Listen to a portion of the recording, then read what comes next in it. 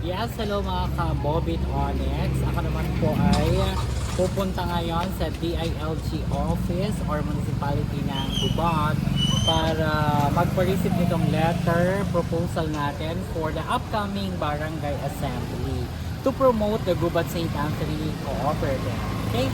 So punta tayo ng munisipyo ng Gubat.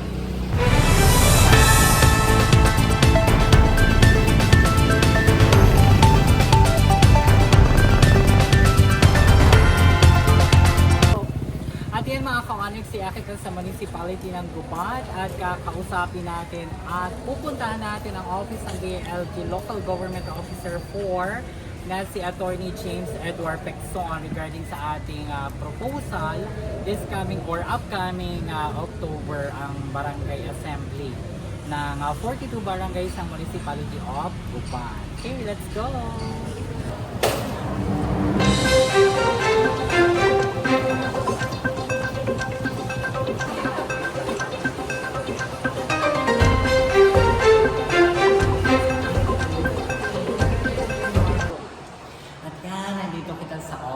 Ni Attorney James Edward Pecson, the local government officer ng DILG Gubat. Mapasok kita sa kanyang office. Okay, at yan, nagpa-receive kita ng letter proposal kay Ma'am Eileen, ang staff ni Attorney James Edward. Ayan, say hi to my vlog, Ma'am, ng Gubat St. Anthony Cooperative, and she is also a member of GSAC. Proud member, Ma'am. Very well said. So, yeah, this is a proposal wherein we're going to have the partnerships together, the DILG Gubat, to have a little minutes of our presentations ng ating products and services ng Gubat St. Anthony Cooperative.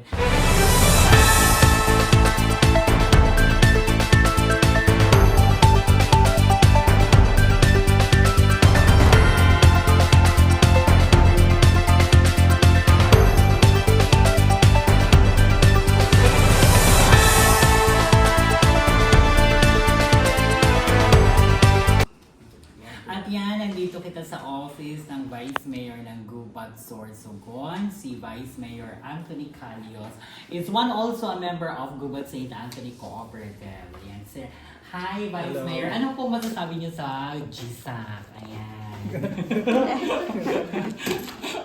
Masasabi niyo because you are a former employees and member of Co-op. Ayan. Siyempre, maraming natutulungan. Yes. Maraming mga members na natutulungan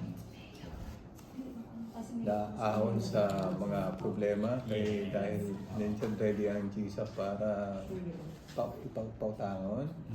Tulungan, Tapos siyempre, may mga patronage fund, may mga patronage fund kapag nagkabil ng mga services. Then, siyempre, andun sa ang dami-daming mga services other than the loan program. So, may mga servisyo kayo na binibigay. May mga scholarship kayo. Yes, particular meron. May mga tulong kayo sa mga farmers. So, yun din, align din yun sa programa din ng munisipyo.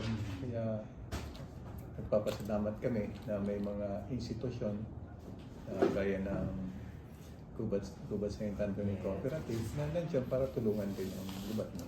Okay.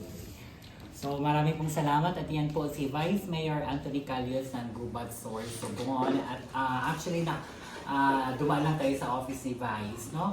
And then we also thankful because he also accommodated us. Okay? So maraming pong salamat, Vice. Thank you so much.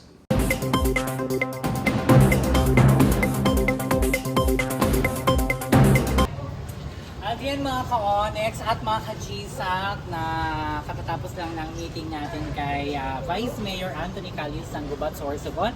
At also kagagaling lang natin doon sa office ni Attorney James Edward Pecson, ang Local Government Officer 4 ng Gubat Sorsogon DILG.